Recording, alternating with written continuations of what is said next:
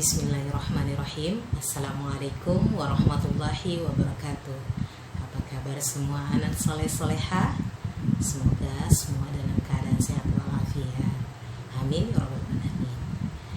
Kita berjumpa lagi dalam jaringan bersama Ustazah Febri. Insyaallah 1 tahun ke depan kita akan sama-sama kembali berjuang bersama kembali menuntaskan pembelajaran tematik di kelas 6. Baik, nah adapun harapan Ustazah dalam pembelajaran tematik di kelas 6 tahun ini, yang pertama yaitu mengenai kedisiplinan, kemudian yang kedua kejujuran, kemudian yang ketiga kemandirian, yang keempat ketelitian, dan yang kelima adalah rasa percaya diri kalian. Nah, apa saja sih dari aspek kelima itu, kriterianya seperti apa? Yang pertama, kedisiplinan. Ustazah harapkan yang pertama itu mengerjakan tugas yang diberikan. Jadi kalau ada tugas silahkan kerjakan dengan baik. Yang kedua, mengumpulkan tugas tepat waktu. Nah, sekarang waktu yang diberikan kepada Ananda kan mulai dari jam 8 sampai pukul 22.00. Ustazah rasa ini cukup panjang untuk bisa berkreasi, lebih kreatif lagi dalam menjawab atau menuntaskan semua pembelajaran. Kemudian yang ketiga, mempersiapkan keperluan sekolah, ya. Jadi disiplin mulai dari sekarang, mulai dari malamnya sudah mempersiapkan apa untuk besok. Lanjut, kemudian mengenai kejujurannya. Ini yang poin yang paling penting, sangat penting.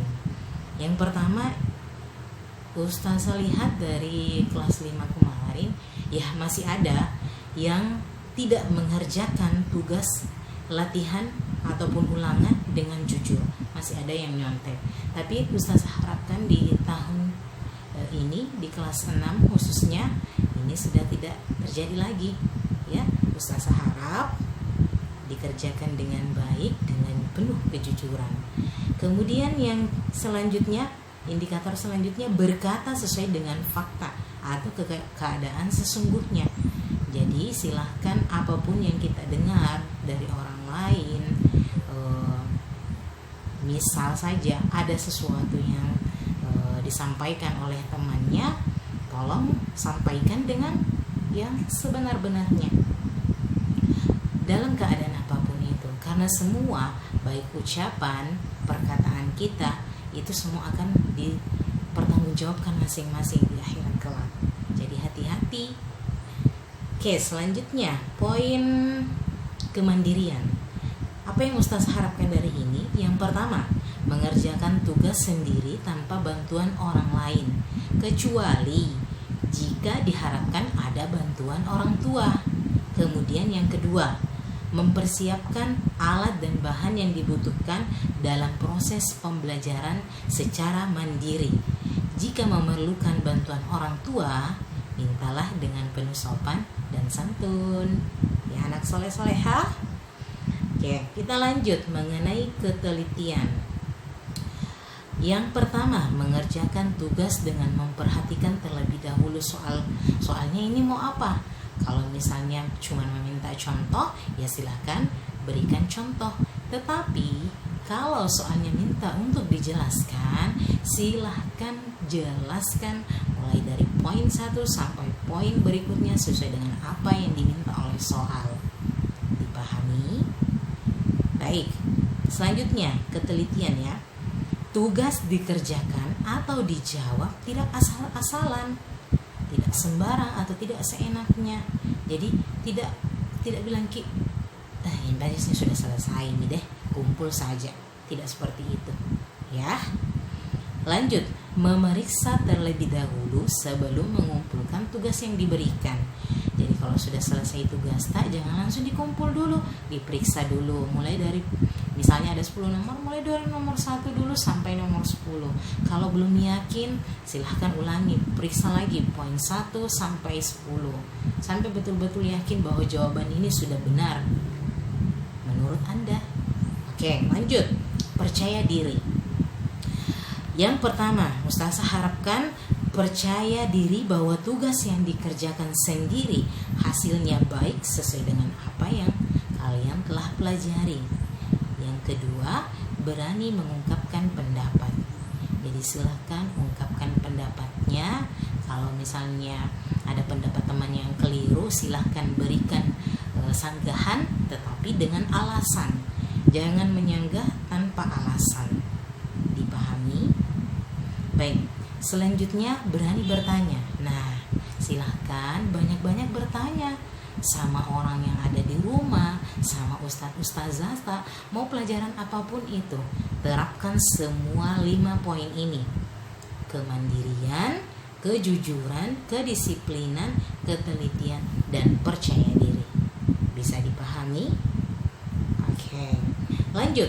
Nah, hari ini kita akan langsung masuk ke pembelajaran 1 dan 2 pada tema 6A, selamatkan makhluk hidup. Nah, kita akan memasuki subtema pertama, tumbuhan sahabatku. Insya Allah kita akan menyelesaikan pembelajaran 1 dan pembelajaran 2. Tetapi terlebih dahulu perhatikan dan simak baik-baik apa yang mau kita capai di pembelajaran 1 ini. Yang pertama, kita akan sama-sama menemukan dan mengembangkan ide pokok dari laporan pengamatan. Jadi dari hasil pengamatan tak, kalian akan menentukan ide pokoknya. Lanjut, yang kedua, menjelaskan perkembangbiakan generatif pada tumbuhan. Kemudian membedakan yang mana bunga lengkap dan yang mana bunga tidak lengkap. Selanjutnya, dengan mengidentifikasi kehidupan sosial budaya negara-negara ASEAN, kalian akan membuat rangkuman persamaan dan perbedaan kehidupan sosial budaya yang dipengaruhi oleh kondisi geografis negara di Asia Tenggara. Apa saja alat dan bahan yang harus kita siapkan?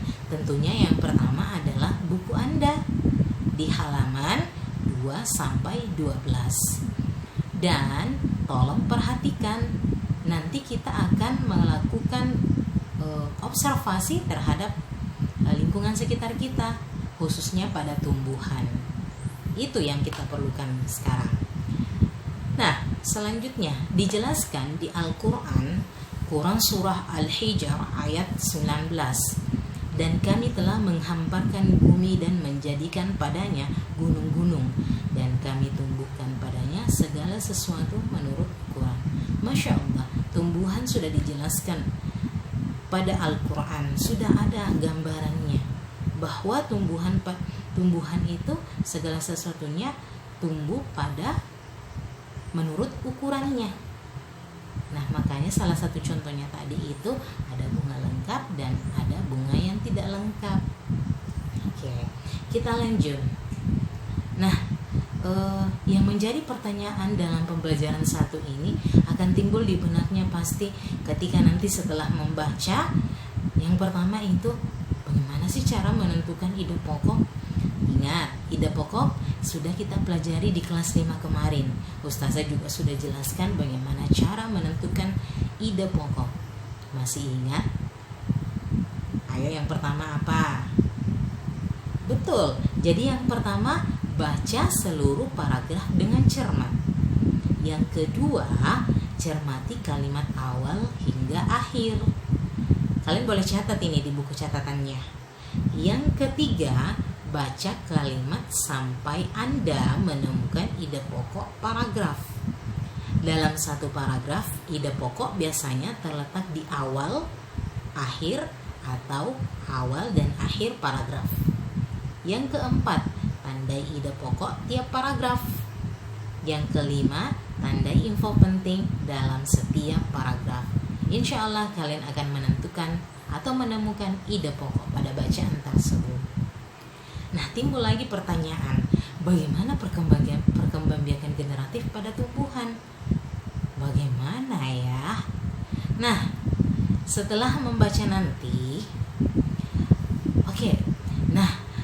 uniknya dalam buku baru kita ini, buku Erlangga, Ustazah kemarin juga sudah sampaikan untuk mendownload aplikasi Erlangga Book Reader. Tujuannya apa?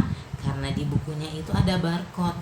Nah, dengan barcode ini kalian akan menyimak penjelasan dalam bentuk video. Jadi boleh di-scan. Pada pembelajaran 1 itu ada pada halaman 5. Kemudian ada juga pada halaman 10 ya. Nah, itu nanti silakan buka aplikasinya, tekan kata scan, setelah itu scan barcode yang ada pada buku kalian. Nah, perkembangbiakan generatif pada tumbuhan ada yang disebut penyerbukan sendiri atau autogami. Nah, penyerbukan geitonogami. Yang ketiga, penyerbukan silang atau alogami. Dan yang keempat, penyerbukan bastard atau hibrid. Pasti bertanya-tanya, apa ini? Apa ini? Ya. Nah, dari penjelasan nanti kalian akan mendapatkan penjelasan langsung dari video pembelajaran hasil scan melalui aplikasi yang Ustazah sampaikan kemarin. Selanjutnya, nah ini yang penting juga. Bagaimana sih persamaan dan perbedaan kehidupan sosial budaya yang dipengaruhi oleh kondisi geografisnya? Jadi kondisi geografis di negara Asia Tenggara. Apa sih persamaannya? Nah, persamaannya terletak pada yang pertama, karena geografisnya Indonesia itu pernah dan beberapa negara-negara ASEAN itu pernah dijajah oleh bangsa Eropa. Ini persamaannya. Kemudian dulu Malaysia dan Indonesia itu adalah satu wilayah Nusantara. Ya. Nah, perbedaannya apa? Dari segi kondisi geografisnya. Terletak pada yang pertama itu adalah luas wilayahnya. Jadi masing-masing negara di Asia Tenggara itu memiliki luas wilayah yang berbeda. Selanjutnya jumlah penduduknya. Jadi semakin luas wilayahnya, insya Allah semakin banyak pula jumlah penduduknya. Selanjutnya adalah sumber daya alamnya. Ini ketiga-tiganya adalah hal yang membedakan negara-negara yang ada di Asia Tenggara dari sisi kondisi letak geografis. Bisa dipahami? Oke, kita lanjut. Nah, di pembelajaran 2 kita akan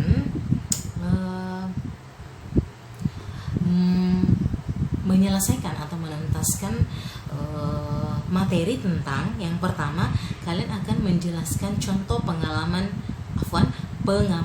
silah pertama dan kedua Pancasila dalam kehidupan sehari-hari. Apa sih contohnya? Ya, kemudian bagaimana cara menerapkannya? Ini gampang sekali, tinggal diterapkan ya. Kemudian selanjutnya dengan kegiatan membaca kalian akan menjelaskan berbagai contoh patung Nusantara dan bagaimana cara pembuatannya. Jadi tekniknya bagaimana? Teknik pembuatan patungnya ya. Nah, selanjutnya ini sudah pernah kita lakukan juga di kelas 5. Kita membuat patung dengan menggunakan bahan lunak yaitu plastisin. Tetapi ada cara lain membuat bahan lunak dengan memperhatikan alat dan bahan yang akan digunakan. Coba perhatikan di buku tak pada halaman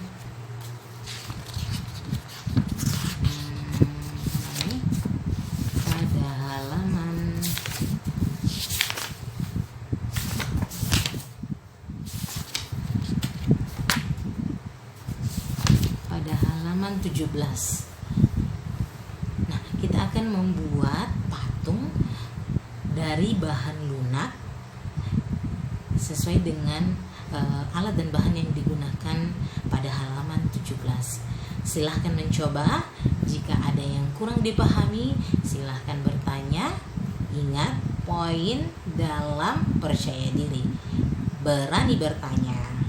Assalamualaikum warahmatullahi wabarakatuh. Dadah.